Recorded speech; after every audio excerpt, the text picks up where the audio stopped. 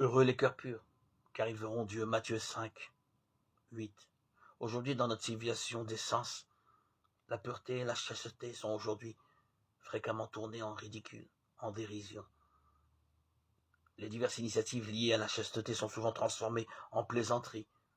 Le plaisir des sens occupe une grande part dans notre civilisation et une grande part du marché et de la technique de vente utilise l'érotisme comme instrument de profit.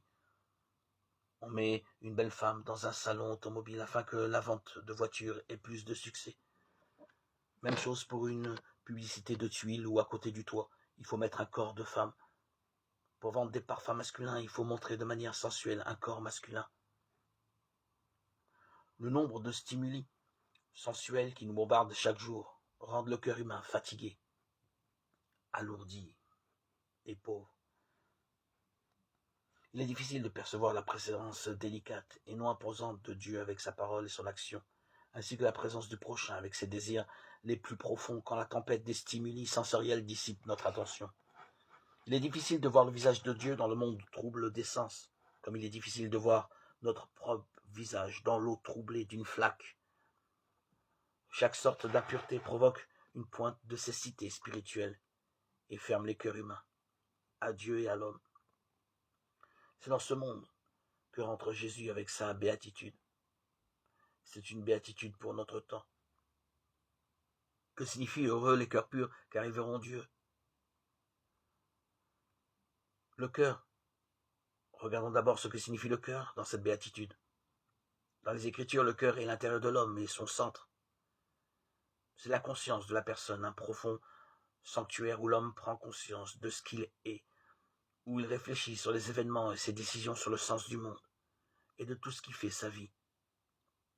C'est ce lieu le plus profond où Dieu lui-même nous parle. En venant dans notre monde, Jésus ne nous satisfait pas automatiquement et de force.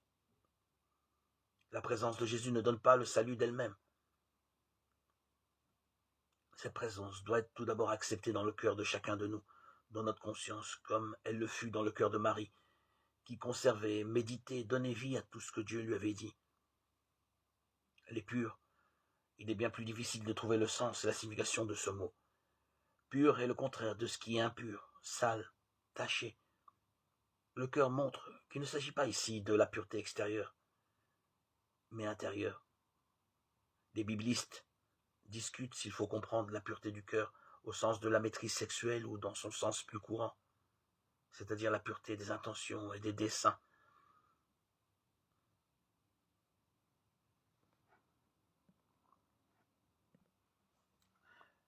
Les purs sont ceux qui possèdent une pureté d'intention, ceux qui n'ont pas de but caché ou des intérêts complémentaires, ceux qui ne sont pas uniquement concentrés sur leur propre profit et intérêt. Jésus introduit la nouveauté qu'a apporté Jésus et que sa spiritualité déplace l'accent de l'extérieur, de la pureté extérieure vers la sphère spirituelle, la pureté intérieure. Quand la Samaritaine demande à Jésus, près du puits, où est le lieu de culte, Jésus lui répond que ce n'est ni sur cette montagne ni dans ce temple, mais que le lieu du culte de Dieu est dans le cœur de l'homme. C'est dans notre cœur, dans notre pensée et dans l'action qui en découle que nous rendons gloire à Dieu.